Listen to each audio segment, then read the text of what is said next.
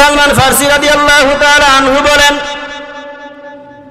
হযরত আসিয়া আলাইহিস সালামের জীবন যখন বের হয়ে যায়, নবীজি বলেন ওয়া কানাত তারা বাইতাহা ফিল জান্নাহ, জোরে কোন সুবহানাল্লাহ। আসিয়া আলাইহিস সালামের সামনে আল্লাহ পাক নির্দেশ করলেন, জিবরাইল, আসিয়ার দোয়া যে আমি কবুল করেছি, আসিয়ার জন্য যে জান্নাতটা রেখেছি, ওই জান্নাতের মধ্যে যে জায়গায় ঘরটা আমি আসিয়ার জন্য বানাইছি, ওই জায়গাটা, ওই ঘরটা, ওই জান্নাতটা আসিয়ার চোখের সামনে তুলে ধরো। আল্লাহর নবী বলেন ওয়াকানাত তারা বাইতাহা ফিল জান্নাহ। হযরত আসিয়ার জীবন যখন বের হয়ে যায়, নবীজি বলেন হযরত আসিয়া রাদিয়াল্লাহু তাআলা আনহা তিনি তার জান্নাতের ঘর দেখে দেখে দুনিয়ার জমিন থেকে বিদায় নিয়েছেন। জোরে কোন সুবহানাল্লাহ। জীবন দিয়েছেন কিন্তু ঈমান দেন নাই। কারণ একজন মুসলমানের শ্রেষ্ঠ সম্পদ হচ্ছে ঈমান। ঈমান যদি নষ্ট হয়ে যায় তার জীবনের সবকিছু শেষ, দুনিয়াও শেষ, আখিরাতও শেষ। কথা বলেন ঠিক কিনা? এই জন্য মুআয ইবনে জাবাল রাদিয়াল্লাহু তাআলা আনহু বলেন, নবীজি আমাকে 10টা ওসিয়ত করেছেন, এর মধ্যে 1 নাম্বার হচ্ছে লা তুশরিক বিল্লাহি শাইআ ওয়া ইন কুতিলতা ওয়া হুররিকতা। হে মুআয, জীবন যদি চলে যায়, তোমাকে যদি হত্যাও করা হয়, আল্লাহর সাথে কাউকে শরীক করবা না। বলেন আমি বিশ্বনবী সাল্লাল্লাহু আলাইহি সাল্লামের দরবারে গিয়ে বিষয়টা জানাইলাম, ও আল্লাহর নবী, আমার বাবা উমর আমার বিবিকে তালাক দেওয়ার জন্য বলছে, এখন আমি কি করতে পারি? বিশ্বনবী সাল্লাল্লাহু আলাইহি সাল্লাম জানতেন হযরতে উমর তার চোখে যাহা দেখে অন্য মুসলমান তাহা দেখতে পায় না। উনি ছিলেন মেজাজে ওহী। ফুকায়ে কেরাম বলেন, মুহাদ্দিসিনে কেরাম বলেন, মুফাসসিরিনে কেরাম একমত, কুরআনে কারীমের প্রায় 22 জায়গায় হযরত উমর নবীকে যেভাবে পরামর্শ দিয়েছেন, আল্লাহ তাআলা ওইভাবেই কুরআন নাজিল করেছেন। জোরে কোন সুবহানাল্লাহ। তো নবীজি জানতেন উমর যেহেতু বলেছে তালাক দেওয়ার জন্য, তাহলে এখানে সমস্যা অবশ্যই থাকতে পারে। নবীজি বললেন আতা আবা আবিকা, যে এখন আর কি করবা, তোমার বাপ যেহেতু বলছে আলাদা করে দাও।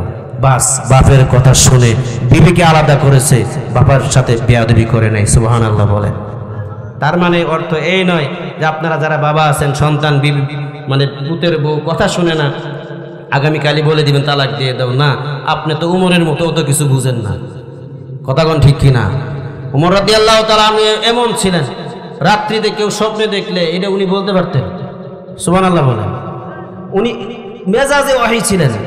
হযরত আলী রাদিয়াল্লাহু তাআলা আনহু বলেন যে আমি এক রাত্রে স্বপ্নে দেখলাম যে মসজিদে নববীতে নবীজি ফজরের নামাজ পড়াচ্ছেন। স্বপ্নে নবীজি ফজরের নামাজ পড়াচ্ছেন। হযরত আলী বলেন ফজরের নামাজ শেষ হয়ে গেল, এরপরে আমি খেয়াল করে দেখলাম একজন বৃদ্ধা মহিলা বিশ্বনবী সাল্লাল্লাহু আলাইহি সাল্লামের জন্য তার বাগানের কিছু খেজুর আনছেন। খেজুর আনার পরে নবীজির হাতে দিয়ে বলেন, ইয়া রাসূলুল্লাহ, আমার বাগানের প্রথম খেজুর, আপনি নিজেও খাবেন, সাহাবীদেরকে দিবেন, আমার বাগানের জন্য বরকতের দোয়া করবেন। হযরত আলী বলেন আমি স্বপ্নে দেখতেছি বিশ্বনবী সাল্লাল্লাহু আলাইহি সাল্লাম সেই খেজুর নিজেও খাইলেন, সাহাবায়ে কেরামদেরকে দিলেন। আমিও লাইনে দাঁড়ালাম, আমাকেও একটা খেজুর দিলেন। আমি সেই খেজুরটা মুখে দিয়ে খেজুরটা খাচ্ছি। এমন সময় শুনি ফজরের আজান হয়ে গেছে মসজিদে নববীতে। আমার ঘুম ভেঙে গেছে, কিন্তু আশ্চর্যের বিষয়, স্বপ্নের মাধ্যমে যে খেজুর বিশ্বনবী আমাকে দিয়েছিলেন ওই খেজুরের বিচি তখন আমার মুখের মধ্যে আছে। সুবহানাল্লাহ বলে আমি আশ্চর্য হয়ে গেলাম। এরপরে ওযু করে মসজিদে নববীতে চলে গেলাম। হযরত ওমর রাদিয়াল্লাহু তাআলা আনহু নবী যেভাবে নামাজ পড়িয়েছেন দেখলাম উনিও ফজরের নামাজ ওইভাবে পড়ালেন। ফজরের নামাজ শেষ করার পরে দেখলাম একজন বৃদ্ধা মহিলা খেজুর নিয়ে আসছে। জোরে বলেন সুবহানাল্লাহ। হযরত আলী উনি বলেন স্বপ্ন, এটা আমি বাস্তবের সাথে মিলাচ্ছি। একজন বৃদ্ধা মহিলা খেজুর নিয়ে এসে খলিফাতুল মুসলিমিন হযরত উমর রাদিয়াল্লাহু তাআলা আনহুকে বলেন, উমর, আমার বাগানের প্রথম খেজুর আপনার জন্য আনছি, আপনিও খাবেন, নবীজির অন্যান্য সাহাবীদেরকেও দিবেন। হযরত আলী রাদিয়াল্লাহু তাআলা আনহু বলেন, আমিও লাইনে দাঁড়াইলাম। হযরত উমর রাদিয়াল্লাহু তাআলা আনহু আমাকে একটা খেজুর দিলেন। স্বপ্নে নবীজি তাকে একটা খেজুরি দিয়েছিলেন। হযরত আলী বলেন, উমর আমাকে আর একটা খেজুর কি দেওয়া যায় না? হযরত উমর ডাকতে বলেন, আলী আমি তো নবীজির সিদ্ধান্তের বাহিরে যাইতে পারি না। সুবহানাল্লাহ বলেন। স্বপ্ন তো দেখলাম বিশ্বনবী সাল্লাল্লাহু আলাইহি ওয়াসাল্লাম তোমাকে একটা খেজুর দিছিল, ঠিক না? কজি তাহলে আমি দুইটা দিব কেমনে? সুবহানাল্লাহ বলেন। এই ছিল খলিফাতুল মুসলিমিন হযরত ওমর। উনি তার পুত্রের বিবির মধ্যে এমন কিছু দেখেছেন যেটা তার পুত্রের জন্য ভবিষ্যতে খারাপই ছিল, এই জন্য নিষেধ করেছেন। হাদিসের মূল অর্থ হচ্ছে শরীয়ত সম্মত যত নির্দেশ পিতামাতার পালন করতে হবে, তাদের অবাধ্য হওয়া যাবে না। সময় যেহেতু কোন সংক্ষেপে বলার জন্য চেষ্টা করি, বিশ্বনবী সাল্লাল্লাহু আলাইহি সাল্লামের দ্বিতীয় নাম্বার ওসিয়ত, ওয়ালা তাউকান্না ওয়ালিদাইক ওয়া ইন আমারাকা আন তাখরুজা মিন আহলিকা ওয়া মালিক। পিতামাতার অবাধ্যাচরণ করবে না, যদিও পিতামাতা তোমাকে সম্পদ থেকে বঞ্চিত করে, তোমার পরিবার থেকে আলাদা করে দেয়। কেন পিতার সাথে বেয়াদবি করা যাবে না? হাদিসে পাকের মধ্যে বিশ্বনবী সাল্লাল্লাহু আলাইহি সাল্লাম সংক্ষেপে বলে দিয়েছেন, রিদাল্লাহি ফি রিদাল ওয়ালিদাইন। পিতার সাথে বেয়াদবি করা যাবে না। কেন জানো? তোমার পিতা যদি তোমার উপর সন্তুষ্ট থাকে, নবীজি বলেন রিদাল্লাহি ফি রিদাল ওয়ালিদি, আল্লাহ পাকের সন্তুষ্টি তোমার পিতার সন্তুষ্টির মধ্যে। তুমি তোমার আচার ব্যবহার কথাবার্তায় তোমার পিতাকে যদি সন্তুষ্ট করতে পারো, নবীজি বলেন আরশের মালিক আল্লাহ তোমার উপর খুশি হয়ে যাবে। সুবহানাল্লাহ। ওয়া সাখাতুল্লাহি ফি সাখাতিল ওয়ালিদ, নবীজি বলেন তোমার পিতা যদি তোমার উপর রাগান্বিত থাকে, অসন্তুষ্ট থাকে, তাহলে তুমি হাজি গাজী আলেম যাহা কিছু হও না কেন, আরশের মালিক আল্লাহ তোমার উপর অসন্তুষ্ট থাকবে। আর যার উপর আল্লাহ অসন্তুষ্ট, তার দুনিয়াও ধ্বংস, আখিরাতও ধ্বংস। কথা বলেন ঠিক কিনা? এই জন্য নবীজি বলেছেন পিতামাতার অবাধ্যাচরণ করতে পারবা না। আর মায়ের ব্যাপারে নবীজি বলেন আল জান্নাতু তাহতা আকদামিল উম্মাহাত। হে সন্তান, তোমার পিতামাতার, তোমার মায়ের পায়ের নিচে আল্লাহ তোমার জান্নাত রেখে দিয়েছেন। পর্যন্ত কখনো কোনো দিন এক ওয়াক্ত ফরজ নামাজ ইচ্ছা করে ছাড়তে পারবা না। কাজা করা তো প্রশ্নই আসে না। ইচ্ছা করে এক ওয়াক্ত ফরজ নামাজ ছাড়তে পারবা না। কেন? ফাইন্না মান তারাকা সালাতান মাকতুবাতান মুতাআম্মিদা, পৃথিবীর জমিনে কেউ যদি ইচ্ছা করে এক ওয়াক্ত ফরজ নামাজ ছেড়ে দেয়, ফাকাদ বারিআত মিনহু জিম্মাতুল্লাহ, নবীজি বলেন আল্লাহর জিম্মা ওই ব্যক্তি থেকে উঠে যায়। আর যে ব্যক্তি আল্লাহর জিম্মায় থাকে না, ও শয়তানের জিম্মাদারিতে চলে যায়। আর শয়তানের জিম্মাদারিতে যে মুসলমান চলে যায়, কিয়ামতের ময়দানে ওই মুসলমানের জান্নাত নাই। ঠিক কিনা? সহজ হিসাব। নবীজি হাদিসের মধ্যে ঘোষণা করেছেন যে যারা 5 ওয়াক্ত নামাজ সঠিকভাবে সঠিক সময়ে জামাতের সাথে আদায় করবে, মহিলারা সঠিক সময়ে বাড়িতে আদায় করে নেবে, নবীজি বলেন এদের শেষ পুরস্কার হচ্ছে ওয়ায়াদখুলুল জান্নাতা বিগাইরি হিসাব। জোরে কোন সুবহানাল্লাহ। নবীজি বলেন যারা 5 ওয়াক্ত নামাজ সঠিক হিসাব নিয়ে, মাসআলা মাসাইল জেনে আমল করে 5 ওয়াক্ত নামাজ পড়বে, নবীজি বলেন কিয়ামতের ময়দানে আল্লাহ পাক তাদেরকে বিনা হিসাব জান্নাত দান করে দিবেন। সুবহানাল্লাহ। আমরা তো জান্নাতে যাইতে চাই, ঠিক কিনা? সবাই যাইতে চাই? সবাই দিকারা কারা যাইতে চাই? নারায়ে তাকবীর, জোরে নারায়ে তাকবীর। 5 ওয়াক্ত নামাজ পড়ে আল্লাহ পাকের জান্নাত হাসিল করার তৌফিক দান করেন। জোরে কোন আমিন। তাহলে জান্নাতে যাইতে চাইলে নামাজ পড়তে হবে না ছাড়তে হবে? জোরে কোন কি করতে হবে? কতদিন পর থেকে শুরু করবেন নামাজ যে পড়তে হবে? এটা মানে কোন তারিখ থেকে পড়তে হবে? ফজর থেকে। মাশাআল্লাহ। এই যে আগামীকাল ফজর থেকে আমরা 5 ওয়াক্ত নামাজ জামাতের সাথে পড়ব, কারণ নামাজ ছাড়া জান্নাত এর স্বপ্নে স্বপ্নে বাস্তবায়িত না। আল্লাহ আমল করা তৌফিক দান করেন। জোরে কোন আমিন। মকুন সুস্তি নামাজে বানজে গানা, ফাওয়াইলুল লিল মুসাল্লিন আল্লাযিনা মুমিনারা ইনামাজ এমদাদ দা ইস্তাইনু আয়াতে কুরআন খা। নামাজ পড়বেন না তো ওয়াইল নামক জাহান্নামের মধ্যে থাকতে হবে। ইমাম গাজালি রহমতুল্লাহ আলাইহি কিতাবের মধ্যে লিখেছেন জাহান্নামের মধ্যে ওয়াইল নামক স্থান এটা এত ভয়াবহ ভয়ঙ্কর, জাহান্নামের অন্যান্য জায়গা ওই জায়গা থেকে দৈনিক মুক্তি চা মাত্র 400 বার। নাউজুবিল্লাহ। আল্লাহ আমাদের হেফাজত করেন, জোরে কোন আমিন। আল্লাহর নবী বলেন ওয়ালা তাতরুকান্না সালাতান মাকতুবাতান মুতাআম্মিদা, যতদিন পর্যন্ত বেঁচে থাকবা 5 ওয়াক্ত নামাজের কোনোদিন যেন 1 ওয়াক্ত নামাজ ইচ্ছা করে তুমি ছেড়ে না দাও। 4 নাম্বার হচ্ছে ওয়ালা তাশরাবান্না খামরা ফাইন্নাহু রাসু কুল্লি ফাহিশা। আল্লাহর নবী বলেন হে মুআজ, যতদিন পর্যন্ত দুনিয়ার জমিনে বেঁচে থাকবা ততদিন পর্যন্ত নেশাযুক্ত কোনো কিছু খাইবা না, মদ খাইবা না, ইয়াবা খাইবা না, বাবা খাইবা না, ডাল খাইবা না, ফেনজিডিল খাইবা না, আরো যত নেশাদ্রব্য আছে কোনো কিছু ভক্ষণ করবা না। কেন? ফাইন্নাহু রাসু কুল্লি ফাহিশা, কারণ নেশাযুক্ত জিনিস মদ এটা এমন একটা পদার্থ সমস্ত ফাহিশা কাজ এটার থেকে সৃষ্টি হয়। নাউজুবিল্লাহ বলেন।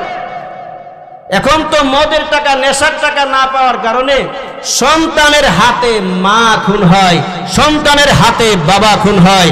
নেশার টাকা না থাকার কারণে এই নেশাখোরেরা, মদখোরেরা রাস্তাঘাটে ছিনতাই ডাকাতি, খুন খারাপির মতো জঘন্যতম কাজে লিপ্ত হয়। কথা বলেন ঠিক কিনা?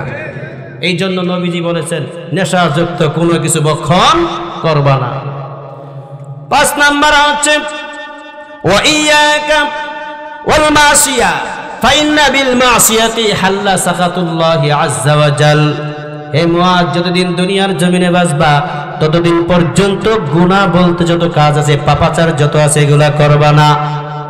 পুরুষে করবে না, মহিলাও এই সমস্ত পাপের মধ্যে লিপ্ত হবে না। যত রকমের গুনাহ আছে সব আপনাকে ছাড়তে হবে। সুদ ছাড়তে হবে, ঘুষ ছাড়তে হবে, অন্যায় ছাড়তে হবে, অন্যের জমি দখল ছাড়তে হবে, অন্যের হক নষ্ট করা ছাড়তে হবে, ভাই বোনের হক নষ্ট করা ছেড়ে দিতে হবে। নামাজ যারা ছাড়তেছেন নামাজ পড়তে হবে। শরীয়তের বিধান যারা ছাড়তেছেন সেগুলা গ্রহণ করতে হবে। শরীয়তের বিধান ছেড়ে দেওয়া এগুলা পাপ, এগুলা বর্জন করতে হবে। মানুষের সাথে ভালো ব্যবহার করতে হবে, অন্যায় করা যাবে না, মানুষকে কষ্ট দেওয়া যাবে না, গালিগালাজ করা যাবে না। এক কথায় ইসলাম যেগুলা নিষেধ করেছে সবগুলি আপনাকে বর্জন করতে হবে। মহিলাদের পর্দা মেনটেন করে চলতে হবে, বেপর্দা চলা যাবে না। স্বামীর কথা শুনতে হবে, স্বামীর নাফরমানি করা যাবে না। বাহিরে বের হলে পর্দা করে বের হতে হবে, পর্দা ছাড়া বের হওয়া যাবে না। স্বামীর মালের হেফাজত করতে হবে, স্বামীর মালের খেয়ানত করা যাবে না। স্বামীর অবর্তমানে নিজের সতীত্বের হেফাজত করতে হবে, পর্দা মেনটেন করে চলতে হবে। এক কথায় পুরুষের জন্য আল্লাহ যে সীমানা দিয়েছেন, যে বিধান দিয়েছেন তার ভিতরে থাকতে হবে। মহিলাদেরকে যে আল্লাহ বিধান দিয়েছেন, সীমানা দিয়েছেন তার ভিতরে থাকতে হবে। যদি থাকা যায় কিয়ামতের ময়দানে আল্লাহর নবীর সাথে আমাদের জান্নাত হবে। সুবহানাল্লাহ। এই জন্য আল্লাহর নবী বলেন মুআজ, যতদিন বেঁচে থাকবা ততদিন পর্যন্ত গুনাহের দ্বারে কাছে যাবে না। দুনিয়ার মধ্যে যখন গুনাহ বেড়ে যাবে, এই যে ভূমিকম্প শুক্রবারে একটা দিয়েছিল, কথাগণ ঠিক কিনা, 10:38 আমি তখন গাজীপুর। আল্লাহ এমন একটা অবস্থা হয়েছে যে রুমের দরজা বন্ধ, মসজিদের দোতলায় দরজা বন্ধ। আমি ভাবলাম মরে যদি যাই অন্তত দরজাটা খুললে মরি, যাতে মানুষ লাশ খুঁজে পায়। বেশি না, এই কয়েক সেকেন্ডের একটা ঝাঁকি। জুমার বয়ানে আমি বললাম, ওয়াজ ওদিন চেঞ্জ করে ফেলেছিলাম, যে ভূমিকম্প কেন হয় এই বিষয়ে আলোচনা করেছিলাম। নবীজি বলেছেন 15টা পাপ যখন দুনিয়ার মধ্যে প্রকাশ পাবে তখন ভূমিকম্প হবে।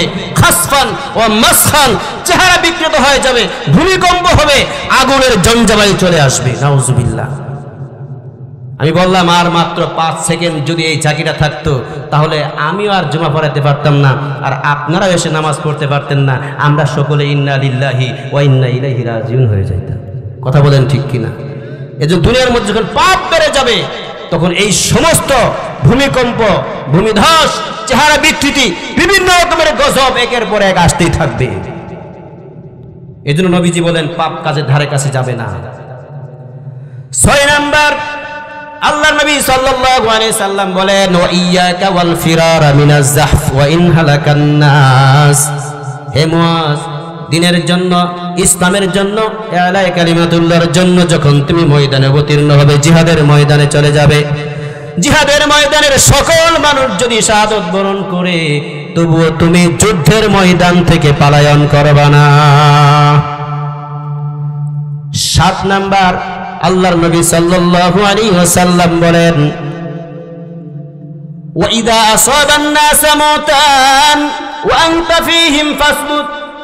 হে মুয়াজ, কোন এলাকার মধ্যে যদি কোনো মহামারী দেখা দেয়, মানুষের পর মানুষ যদি ইন্তেকাল করে, আর তুমি যদি ওই এলাকার মধ্যে থাকো, তাহলে মরণের ভয়ে এলাকা থেকে বের হবে না, ওই এলাকার মধ্যে অবস্থান করবে। 2020 করোনা আসছিল, কথা বলেন ঠিক কিনা? এই করোনার মধ্যে একটা নাম ছিল লকডাউন, কথা বলেন ঠিক কিনা? লকডাউন বলতে এই এলাকার মানুষ ওই এলাকায় যাবে না, ওই এলাকার মানুষ এই এলাকায় আসতে পারবে না। এই লকডাউনের কথা মানে কিপটেমি করি, যেটা বলা হয় কার্পণ্যতা করি, কথা বলেন ঠিক কিনা? বাজার সদাই ঠিক মতো করতে চায় না, অথচ টাকা আছে। নবী সাল্লাল্লাহু আলাইহি সাল্লাম হাদিসের মধ্যে ঘোষণা করেছেন, দিনারুন আনফাকতাহু ফি সাবিলিল্লাহ, ওই টাকা পয়সা যেটা তুমি আল্লাহর রাস্তায় জিহাদের ময়দানে ব্যয় করেছো। ও দিনারুন আনফাকতাহু আলা রাকাবাতিন, নবীজি বলেন ওই টাকা পয়সা যেটা তুমি কোন গোলাম আজাদ করার জন্য ব্যয় করেছো, অনেক বড় সওয়াবের কাজ। ও দিনারুন তাসাদদাকতা বিহি আলা মিসকিনিন, ওই টাকা পয়সা যেটা তুমি ব্যয় করেছো, কোন মিসকিনকে দান করেছো, সহযোগিতা করেছো, অনেক বড় সওয়াবের কাজ। ও দিনারুন আনফাকতাহু আলা আহলিক, নবীজি বলেন ওই টাকা পয়সা যেটা তুমি তোমার বিবির পিছনে, পরিবারের পিছনে ব্যয় করেছো। এই যে ব্যয়ের 4টি খাত, নবীজি বলেন আযমুহা আজরান আল্লাযী আনফাকতাহু আলা আহলিক। নবীজি বলেন দ্বীনের জন্য তুমি ব্যয় করেছো, জিহাদের ময়দানে কোন গোলাম আজাদ করার জন্য টাকা ব্যয় করেছো, কোন হত দরিদ্রকে সাহায্য সহযোগিতা করার জন্য টাকা ব্যয় করেছো, এবং তোমার বিবির পিছনেও তুমি টাকা ব্যয় করেছো। এই 4টি ব্যয়ের খাতের মধ্যে আযমুহা আজরান, সবচেয়ে বেশি ফজিলতপূর্ণ ব্যয় হচ্ছে ওই টাকা যেটা তুমি তোমার বিবির পিছনে ব্যয় করেছো। সুবহানাল্লাহ বলেন। তাহলে বিবির জন্য কিছু কিনা, বিবির জন্য বাজারঘাট করা, সন্তানের পিছনে টাকা পয়সা ব্যয় করা, এটা আল্লাহর রাস্তায় জিহাদের ময়দানে ব্যয় করার থেকে বেশি ফজিলতপূর্ণ। মুহাম্মদুর রাসূলুল্লাহ সাল্লাল্লাহু আলাইহি সাল্লাম বলেছেন। সুবহানাল্লাহ বলেন। মহিলারা মনে মনে খুশি, যাই হোক একটা বয়ান অন্তত পক্ষে আইল, কথা কন ঠিক কিনা? এখন বায়না ধরবে না, স্বামীর উপার্জন যে পরিমাণ, ওই উপার্জনের ভিতরে স্ত্রীকে তার জন্য ব্যয়ভার বহন করতে হবে। এর বেশি যদি স্বামীর কাছে চাওয়া হয়, তাহলে নারীর পক্ষ থেকে স্বামীর উপরে জুলুম করা হবে। আর আপনি স্বামী হিসেবে বিবির জন্য যতটুকু ব্যয় করার প্রয়োজন, আপনার অর্থ আছে, যদি ব্যয় না করেন তাহলে আল্লাহর কাছে আপনাকে জবাবদিহিতা করতে হবে। আল্লাহ পাক আমাদেরকে বুঝার তৌফিক দান করেন, জোরে কোন আমিন। এরপরে বিশ্বনবী সাল্লাল্লাহু আলাইহি সাল্লাম 9 নম্বরে বলেন, ওয়ালা তারফা আনহুম আসাকা আদাবা। হে মুয়াজ, হে মুয়াজ, তুমি তোমার পরিবার থেকে শাসনের লাঠি উঠাইবা না। জোরে কোন সুবহানাল্লাহ। শাসনের লাঠি বুঝেন? আপনি বাবা, আপনি যদি শক্ত না হন, তাহলে আপনার ছেলেও নষ্ট হয়ে যাবে, আপনার মেয়েও নষ্ট হবে, বিবিও নষ্ট হয়ে যাবে। কথা বল না কেন? নবীজি বলেন ওয়ালা তারফা আনহুম আসাকা আদাবা। মুয়াজ, তোমার পরিবার থেকে শাসনের লাঠি উঠাইবা না। তোমাকে কমপক্ষে এতটুকু শক্ত হতে হবে, তোমার সন্তান যখন নামাজ ছেড়ে দিবে, ও যেন ভাবে আল্লাহ, আমি যদি নামাজ না পড়ি আমার বাবা আমাকে শাসন করবে, মা আমাকে খাদ্য দিবে না, এতটুকু ভয় যেন তোমার সন্তানের ভিতরে থাকে। হাদিসের মধ্যে আছে, তিরমিজি শরীফ প্রথম খণ্ডের সালাত অধ্যায়ের হাদিস, নবীজি বলেছেন নুরু আওলাদাকুম বিসসালাহ ওয়া হুম আবনাউ 7 সিনিন। যখন তোমার সন্তানের বয়স হয় 7 বছর, তখনই নামাজের নির্দেশ করো। ওয়াজরিবুহুম আলাইহা ওয়া হুম আবনাউ 10 সিনিন। আর সন্তানের বয়স যখন 10 বছর হয়, তখন নামাজের জন্য সন্তানকে শাসন করো, আঘাত করো, তাকে শাসন করো। কেন? তোমার শাসনে, তোমার আঘাতে তোমার সন্তান যদি নামাজি হয়, তোমার ছেলে যদি নামাজি হয়, তোমার মেয়ে যদি নামাজি হয়, তাহলে তোমার এই শাসনের কারণে তোমার ছেলে মেয়ে জাহান্নামের শাস্তি থেকে বেঁচে জান্নাতবাসী হয়ে যাবে। সুবহানাল্লাহ। আর আপনি যদি আদর করেন, শাসন না করেন, ছেলের বয়স মাত্র 25, এখনো তো ছোট ছেলে আছে, ফজরের নামাজের সময় ডেকে তুললে তার চেহারা নষ্ট হয়ে যাবে গো। 25 বছরের ছেলে 20 বছরের মেয়েকে এখনো নামাজের কথা বলে না, ঘুম থেকে ডেকে তুললে না স্বাস্থ্য নষ্ট হয়ে যাবে, অথচ রাত 3টা পর্যন্ত মোবাইল চালা, কোনো খবর নাই। এই কথা বলেন ঠিক কিনা? এই যে আপনি শাসন করতেছেন না, আপনার শাসন না করার কারণে ছেলে মেয়ে বেনামাজি হয়ে যদি জাহান্নামে যায়, তাহলে আপনার এই আদর আপনার সন্তানকে জাহান্নামে নিয়ে ছাড়বে। জোরে বলেন কথা ঠিক কিনা? এই জন্য নবীজি বলেছেন